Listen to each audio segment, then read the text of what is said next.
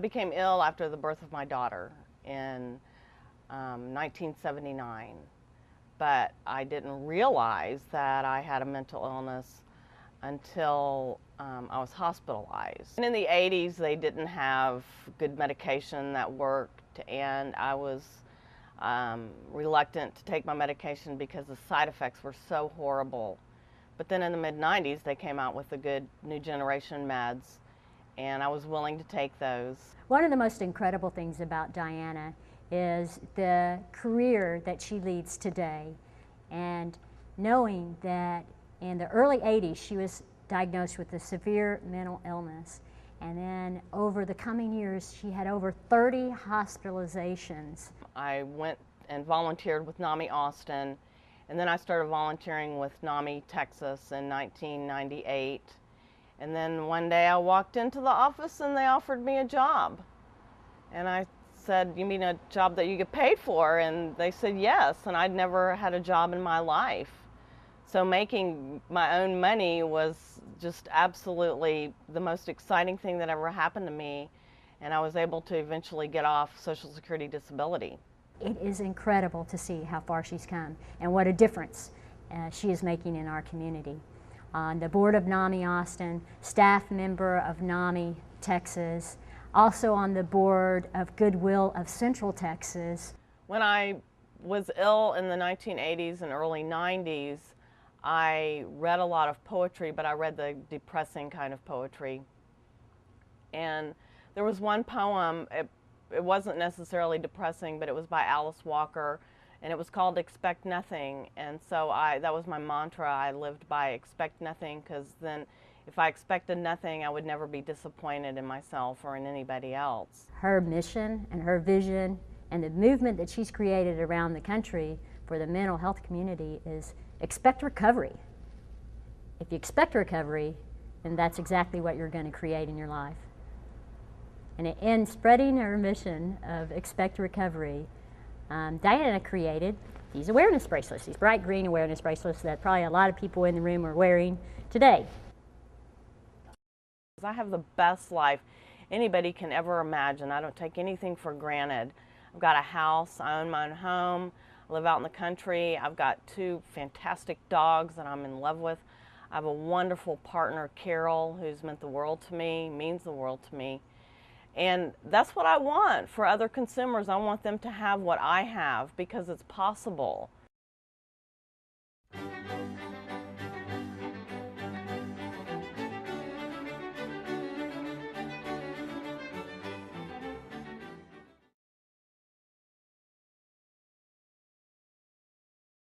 I had been told for so long, you know, that you're going to be sick the rest of your life, that somebody's going to have to take care of you, that you're going to be dependent on the system. But inside me, I knew that I wanted more, and I just couldn't imagine that God wanted me to be mentally ill for the rest of my life. And so I fought it, and now I'm able to know that this mental illness is just a tiny little part of me, and the rest of me compensates and makes up for that and is able to go on living, you know, in spite of maybe a little bit of a disease in my brain. My life right now is about being an advocate and helping other people get to where I am now, and that's what I want more than anything else. So say there's 3 big things that have been important to my recovery, and they're not in this order. First, medication made it possible for me to think clearly and be able to control my moods. Second has been my advocacy work, because I went through a training program learning how to be an advocate, and being able to do something to help other people besides just myself has made a huge difference in my life. And then third, underneath it all, if it weren't for my faith in God, I wouldn't be able to do what I'm doing right now. I had been told for so long, you know, that you're going to be sick the rest of your life, that somebody's going to have to take care of you, that you're going to be dependent on the system. But inside me, I knew that I wanted more, and I just couldn't imagine that God wanted me to be mentally ill for the rest of my life. And so I fought it, and now I'm able to know that this mental illness is just a tiny little part of me, and the rest of me compensates and makes up for that and is able to go on living, in spite of maybe a little bit of a disease in my brain. My life right now is about being an advocate and helping other people get to where I am now, and that's what I want more than anything else. To say there's 3 big things that have been important to my recovery, and they're not in this order. First, medication made it possible for me to think clearly and be able to control my moods. Second has been my advocacy work, because I went through a training program learning how to be an advocate, and being able to do something to help other people besides just myself has made a huge difference in my life. And then third, underneath it all, if it weren't for my faith in God, I wouldn't be able to do what I'm doing right now. This year we're lucky enough to have somebody at the convention who has been involved in the NAMI Walk for the last couple of years as the walk manager in Austin, Texas, somebody who lives with mental illness and has changed her life, and so she said publicly, and that's Diana Kern. And just to let you know what she's accomplished there in her tenure in NAMI Austin, with NAMI Texas for the walk there. In 2004, their first year, they raised $62,000. Second year, 2005, they raised $90,000. She's retiring, so to speak, and she's going to support NAMI Texas handing over the franchise to NAMI Austin so they can raise money in the local committee and share in the proceeds. So with that, Diana's going to be in the background supporting and guiding and helping them, but I'd like to turn the podium over to Diana Kern from Austin, Texas. Diana?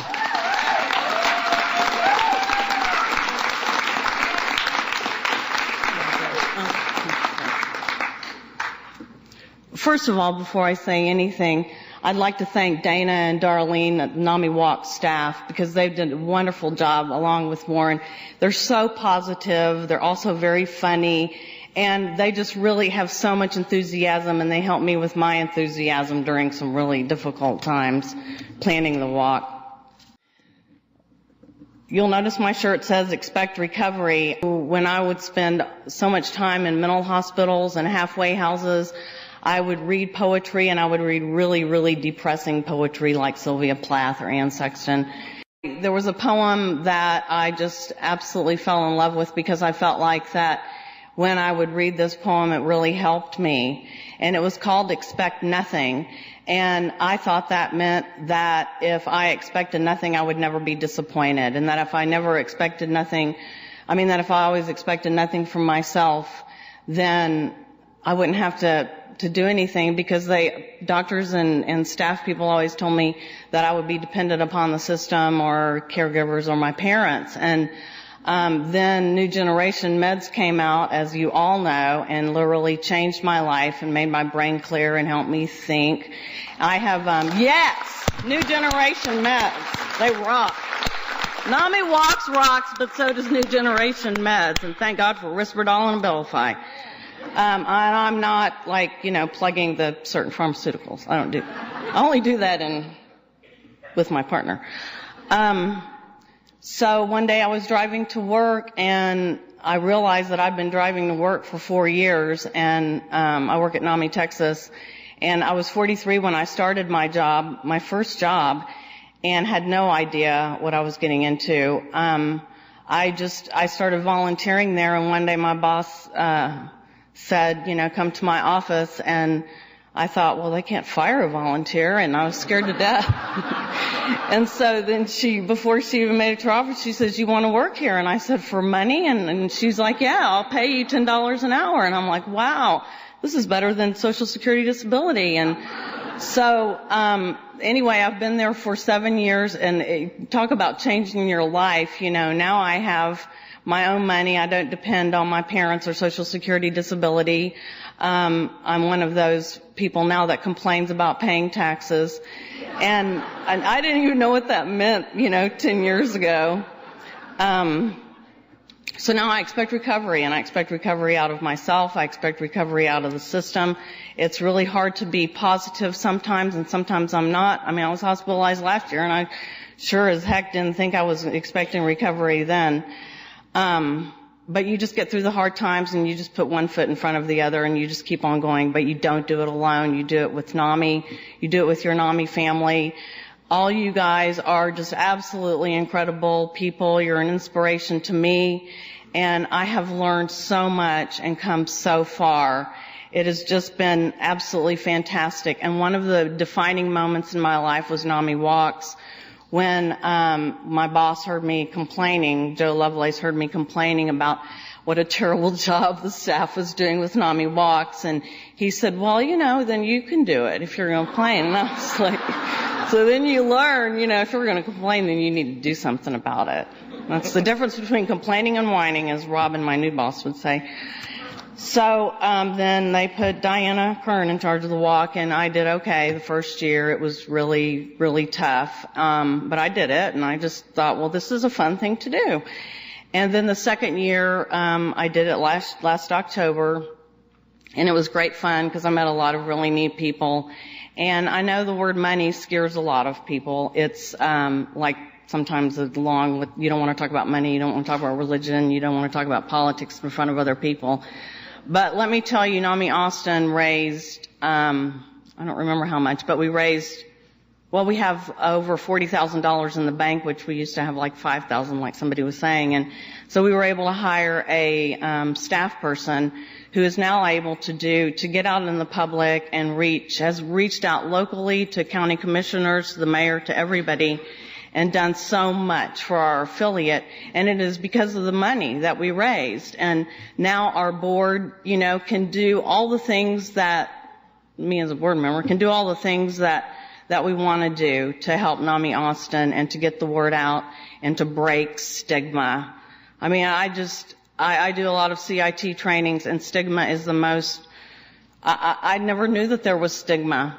I didn't even know what people meant because I didn't know it was bad to have mental illness until everybody started telling me that it was, seriously, I honestly didn't know. So don't tell anybody that it's bad. So I really, really, really want to put a plug in for NAMI Walks. I've had a lot of defining moments in my life, and NAMI Walks was one of them. I was able to bring a lot of people onto my team, my Expect Recovery team. I had 48 last year. And like even the pharmaceutical rep came in my office, and I was wearing my shirt that day, and I said, do you want to be on my team? And he said, sure. And I'm like, okay, bring your family. And he joined my team, and I had so many cool people. And we, as our team together, the second year, we raised $5,000 for NAMI Austin. And it's really easy to raise money when you're doing something so fun. And people love walks. People, they just love walks. So that's the deal with money. That's the deal with why money is important, and relationships. Money builds relationships. It's relationships that make the difference. It's a relationship with my psychiatrist and the people in my life that make the difference. And that's what NAMI Walks will do. It will build your relationship. And I know lots of times you go to I work at NAMI Texas, so that's my life, and you'll hear NAMI saved my life, and I'm kind of like, no, it saved my life more than it saved your life, And it's kind of like, my dog's better than your dog. And I just I'm serious, NAMI saved my life. It gave me a life. It took me off Social Security disability. And I never thought that I saw these other adults working, and I was like, I want to work, I don't want to work at Dollar General store. I want to work somewhere important and do something for people. And now I'm able to give back to my community and even sometimes to my state. Okay, I'll try to finish now. But I want to put some plugs in while I've got your attention, stand for a few things. The book Crazy by Pete Earley, you have to get it. If you don't get it, you're going to be in big trouble. You have to get that book. It is so rich with information that you can use for an advocacy tool to help your community and to help your state, and make sure you get a CIT program in place, because I promise you it will save lives. I promise you CIT programs save lives. And meet Pete Early. These antidepressants make me so dry. Pete Early is just, not only is he a great writer, because he was a Washington Post journalist, but he knows his stuff, and he was able to get across the point, thank you, on a personal level. And now I'm shaking because of the ability. You get to blame it on drugs. So please go to Amazon.com and read my book review, because it will make you want to read this book. It will make you want to become a better advocate and do something for the people who need it the most. One of the best people in the entire world, that it's also because of Carol Johnson that I'm the person that I am today. She's my partner. She has saved my life, just like NAMI has saved my life. If you want to meet Carol, go to my Expect Recovery booth, number 409, and meet Carol. She's very funny. She's got a great accent. She's from Southeast Texas. You'll love her. Buy one of my Expect Recovery bracelets, and please spread my mission. And let's be positive about this, and let's know that we can do something to not only change our lives, but to change all the lives out there of people who don't know about us yet. Please.